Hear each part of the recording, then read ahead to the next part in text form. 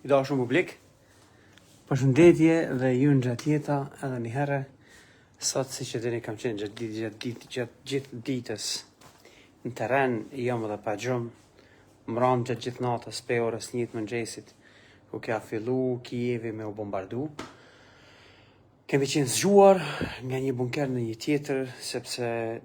2-3 herë kemi pas raste ku kemi marrë leje për me dalë në teren, për me I pa domët, me I pa dhe me dokumentu nëse ka viktima. Mirë po në është dasht më u kthy, sepse është lajmëru që raketat janë duke ardhur dhe bombardimet janë të vazhdu. Edhe rrjedhimisht kemi met në bunkeret të ndryshme, tek më pastaj rreth orës 5 të mëngjesit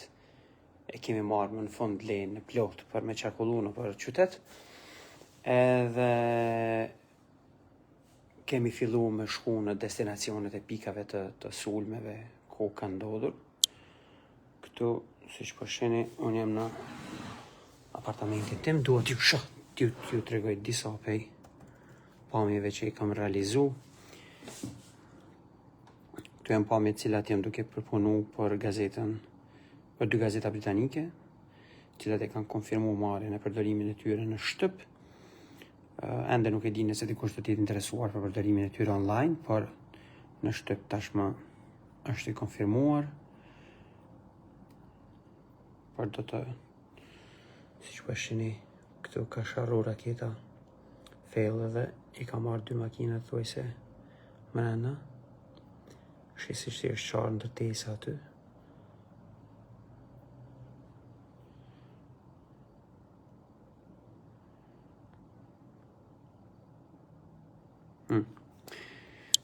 Këto pra janë pa nga pamjet cilat unë pas procesimit do t'i hedh online, njerëzit munden me I pa. Por gjithashtu do ta shkruaj edhe një reportazh në gjuhën shqipe për kronikat e barutit, ku ju do të mund ta lexoni pa pagesë. Por siç jam paraqitur më herët, edhe ju kam tregu, unë kam vendosur domethënë që nëpërmjet apelimit publik që njerëzit të japin donacione në faqen time të mbledhjes së donacioneve prej publikut. Kam vendosur gjitha pajisjet e mia, veturën, ilekt antiplomb, helmetat, aparatet fotografike, siç po shihni këto pajisjet. Kjo është një objektiv 400 mm 2.8. Çmimi fillestar ka qenë 15.000 funda kur kom ble. Aparati fotografik një prej trupave, Canon 1DX Mark II, ka qenë 7.000. Aparati I dytë, Canon 1DX Mark II, gjithashtu 7.000 vetëm trupi. Lentja 24 mm e klasit të këndit gjërë, edhe lentja tjetër 7200 Mark III e këndit zoomit. Pajisjet e tjera për cilëse, këto pajisje sa po të përmbushet shuma minimale 50.000 funta, unë do t'i paketoj edhe do t'i dorëzoj Muzeut Kosovës në mënyrë që të ruhen ato si pajisje të raportimit të luftës të një reporteri shqiptar që I ka mbuluar konfliktet armatose dhe tensione politike tash 20 vjet. Unë mendoj që ato janë të rëndësishme për me u majt në Muzeun e Kosovës, sepse duhet me u vizitu prej gazetarëve të ri, studentëve të ri, të cilët studiojnë gazetarin, me I pa jo vetëm për kuriozitetin e shikimit edhe vizitës e pajisjeve të cilat janë të duhuna për teren lufte, mirë po për rëndësinë e shikimit të asaj se çfarë kanë mbuluar, çfarë kanë dokumentuar këto pajisje. Gjithashtu do ta lënë një doracakt të shkruar për rëndësinë e qenërit reporter lufte. Unë jam I bindur që kjo ka rëndësi të saj jo vetëm historike, por rëndësi të ndërtimit të gjeneratave të reja gazetareske. Kosova ka nevojë të domosdoshme, jetësisht të rëndësishme, që të ketë gjenerata të reja gazetarësh të cilët do të jenë të interesuar për të raportuar në terene të luftës, në terene ndërkombëtare të cilat janë duke krijuar ngjarje si rezultat i zhvillimeve politike dhe interesave gjeopolitike. Në atë mënyrë, gjeneratat e reja gazetareske mund t'i kuptojnë zhvillimet ndërkombëtare më lehtë, nga dora e parë, duke qenë në terren, mund t'i kuptojnë zhvillimet gjeopolitike. Unë po ju tregoj që gjithë prej juve që më keni lexu edhe i keni pa mendimet e mia të ndërtuara mbi zhvillimin politike në Kosovë dhe kërcënimet që i vijnë Kosovës nga armiqësitë e jashtme, janë pikërisht rezultati i përvojës time në terren, në zhvillime ndërkombëtare. T'jeni të bindur që sikur të mos i kisha pas privilegjin edhe fatin për me qenë reporter i luftës, për me i pa zhvillime ndërkombëtare, unë nuk kisha pas mundësi me u zhvillu profesionalisht në atë nivel sa që ti sfidoj diplomatët të mdhenj ndërkombëtar. Si që dini, Gabriel Escobar është shkarkuar nga detyra pikërisht falë hulumtimeve tona të cilat janë botuar dhe vetëm një muaj më pas ai është shkarkuar dhe arsyen pse unë kam arrit me targetu zotin Escobar si person i cili është i dyshuar me një integritet të dyshueshëm diplomatik, ka qenë pikërisht një uritje mia profesionale të arritura gjatë më shumë se një dekade në terren,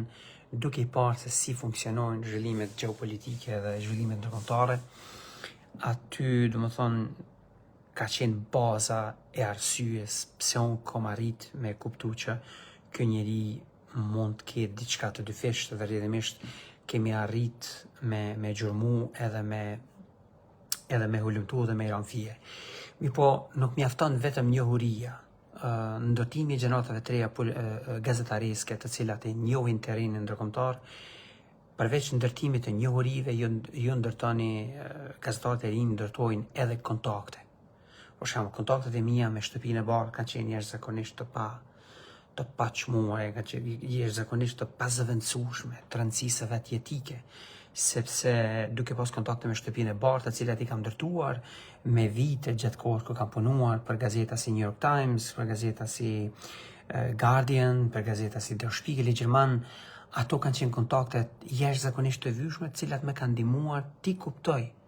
zhvillimet rrethanore, po dhe ti vërtetoj një pjesë të madhe të informacioneve me cilat unë jam përballë, sepse ta keni parasysh si gazetar, jo mund t'i shihni informacionet, jo mund të takoheni me to. Mirë, po ato informacione nuk kanë vlerë nëse nuk mund t'i vërtetosh. Dhe mënyrën se si e ndërton infrastrukturën e vërtetimit të informacioneve ti si gazetar është pikërisht duke qarkulluar në për terrene ndërkombëtare, pikërisht duke punuar me media të rëndësishme ndërkombëtare, në atë mënyrë ti ose trashëgon kontakte ose ndërton kontakte të reja të cilat pastaj ushqehen me komunikime profesionale të ndërsjellta, edhe dale me nga dale ti thellohesh në karrierë, ndërton privilegjin e besueshmërisë entiteteve të rëndësishme ndërkombëtare, sidomos me ato të cilët ti mendon se për arsye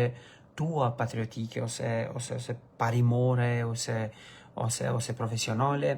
i ushqen me mirësinë, respektet të ndërsjellë profesional, rrjedhimisht ashtu edhe ndërton besimin, sepse besimin si gazetar nuk e ke falas, e ndërton me kalimin e kohës. Pra mu më është dashur më shumë se 15 vite terren pune që ndërtoj një strukturë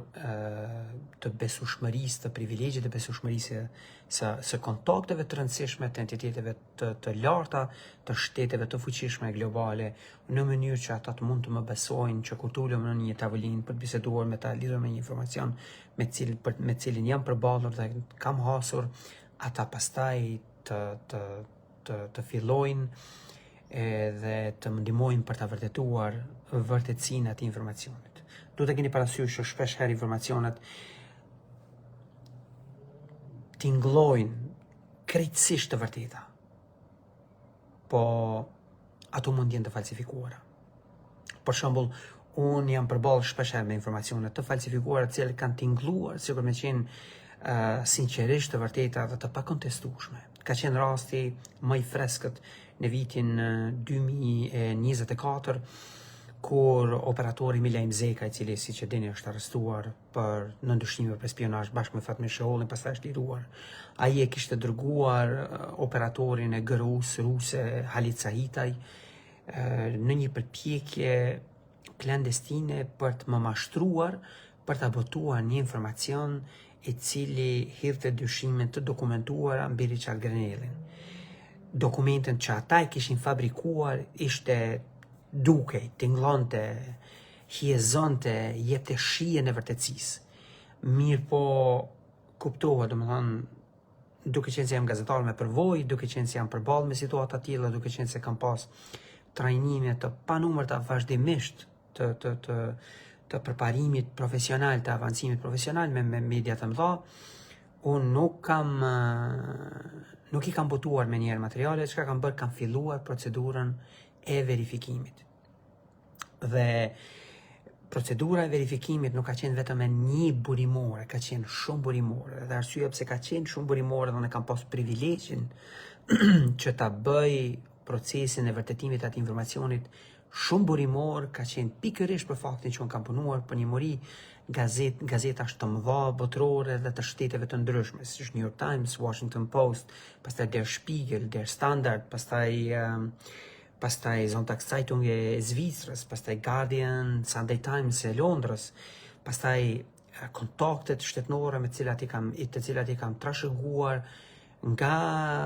komunikimet me redaksitë e mëdha, prej shteteve të cilat vinë këto redaksi, sepse kuptohet që çdo redaksi prej cili do shtet që vjen, prioritet të politikës të tyre të jashtme ka për me mbrojt politikën e jashtme të shtetit vet, me mbrojt sigurinë kombëtare të shtetit. Pra kur kemi punuar për New York Times, ne kemi mbrojtur sigurinë kombëtare amerikane, kemi mbrojtur interesin e shtetit amerikan në zhvillime gjeopolitike ndërkombëtare.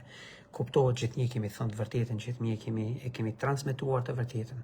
por e kemi transmetuar në atë formë, në atë hije, në atë interes të asaj që e arsyeton politikën e jashtme amerikane. Kështu ka qenë me media britanike, kështu ka qenë me media gjermane, kështu ka qenë me media franceze, kam punuar një kohë dhe për Le Monde dhe Le Figaro. Prandaj vendosja këtyre pajisjeve në Muzeun e Kosovës që ato të jenë të vizitueshme, të prekshme, të lecueshme për gjeneratat e reja gazetareske, ndikon në motivimin e këtyre gjeneratave të reja që të motivohen për dalur jashtë vendit, për të raportuar, për të ndërtuar një karrierë me përvoja profesionale në terren, për të rritur profesionalisht në terren, që pastaj kur të piqen, kur të rriten profesionalisht në atë nivel, ata mund t'i kuptojnë zhvillime ndërkombëtare, në atë mënyrë mund ta ndihmojnë shtetin tonë, Republikën e Kosovës. Është me keqardhje që unë nuk po shoh të tjerë personel mediatik përveç me të cilët e kemi arrit këtë nivel në kuptimin e asaj kemi duke përdorur. Unë jam duke përdorur këtë aftësi profesionale pikërisht për të shërbyer interesat të Republikës Kosovës, për ta mbrojtur Republikën e Kosovës nga armiqësitë e jashtme, nga armiqësitë klandestine të organizuara nga shtetet armiqësore, siç është Federata Ruse, pastaj proksi i saj Republika e Serbisë dhe aleatët e tyre të ndryshëm në rajon, por edhe grupet e vogla të entiteteve politike dhe jopolitike dhe biznesore të cilat veprojnë në rajonin e Ballkanit Perëndimor dhe që janë duke kërcënuar sigurinë kombëtare të Republikës Kosovës. I lutem shumë, i dhuroni donacion sado që të mundeni, sado pak që të mundeni, çdo cent mjafton, llogaritet. Arsyen pse unë kam nevojë për ato fonde, minimum 50.000 funta, është që të mund të blej një makinë tjetër, që të mund të vazhdoj punën, që të mund të blej një aparat tjetër fotografik, që gjithashtu të mund të vazhdoj punën, e të tjerë, në pajisje teknike. Gjithashtu një pjesë e fondit do të përdoret pikërisht për t'i rekrutuar dikur 4 gazetar shqiptar, gjenerata të reja, studentët gazetarisë, të cilët unë do të mund t'i mentoroj një periudhë 6 deri 9 mujore, për t'i përgatitur ata për terren, për t'ju ofruar mundësinë informacione se si t'i qasin bursave ndërkombëtare, për të fituar trajnime të avancimit karrierës tyre profesionale, por edhe do të përpiqem që t'i mësoj se si të përgatiten për t'i propozuar tema të ndryshme redaksive të mëdha me cilat unë kam punuar dhe t'i inkurajoj, t'u ndërtoj vetëbesueshmërinë që ata të mund të fillojnë të punojnë për media ndërkombëtare dhe dalin nga tereni jashtë Kosovës dhe t'i kuptojnë fushat profesionale, informacionet edhe t'i ndërtojnë aftësitë të rëndësishme për t'i kuptuar këto zhvillime në mënyrë që pastaj kur të piqen mjaftueshëm profesionalisht të kthehen në Kosovë dhe të përpiqen të vazhdojnë rrugtimin e ndihmës Kosovës dhe mbështetjes së Republikës Kosovës për të mbrojtur interesat tona kombëtare, për të mbrojtur interesat tona shtetërore dhe sigurinë kombëtare. Qenë ka këto një batakgji këtyre strukturave kriminale që po shohën tash ja fus blok, qysh ja fut blok shumë të tjerëve, po mos u merrni me të. Por kaq linku është në i fushatës për mbledhjet fondeve është i lidhur në këtë postim. Unë do ta bëj linkun edhe më të dukshëm, ju lutem shumë, jepni mundësi këtij projekti që të realizohet dhe ne vazhdojmë përpara. Do t'u aqirrim maskave rrjeteve kriminale, do t'i sfidojmë strukturat kriminale, të gjithë ata që kanë bërë krime do të përgjigjen para ligjit dhe drejtësisë dhe të gjithë ata që i kanë bërë dëm Kosovës do të paguajnë dhe do të përballen me pasojat e veta të veprimeve të tyre të gabuara. Qofshim me shëndet e mirupafshim në paraqitjet e tjera.